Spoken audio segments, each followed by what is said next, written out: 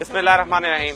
मैं इस वक्त मौजूद हूँ स्वाबी की ग्राउंड में। यहाँ एक बहुत अजीमो शान जलसा होने लगा है पाकिस्तान तहरीक इंसाफ का, जिसमें पाकिस्तान अवामी जमहूरिया की जोन सी एक जमात थी, वो जमात जोन सी है PTI में मदगम होगी और उसकी खुशी में एक बहुत बड़ा जलसा यहाँ पर किया गया है। और मेरा डिस्प्यूट चल रहा था जो PTI से, वो 23 जुलाई को वो हल हो गया। उसके बाद ये मेरा पहला जलसा है और मैं जिस तरह से पहले पूरी पाकिस्तान में जो जलसे किए, वहाँ आवाम को उनका जो लहू गरमाता रहा, उनके अंदर जो जोश और वलवला पैदा करता रहा। इंशाल्लाह ताला मेरी कोशिश होगी कि स्वाबी की इस ग्राउंड में भी जो यहाँ के पख्तून हैं, जो यहाँ के जितने हमारे भाई हैं, बल्कि ना सिर्फ पख्तून भाई बल्कि पूरे पाकिस्तान से आए हुए लोगों को का मैं लहू जो सा है वो गरमाऊंगा और उनके अंदर जोश और वलवला पैदा करूंगा। Thank you so much.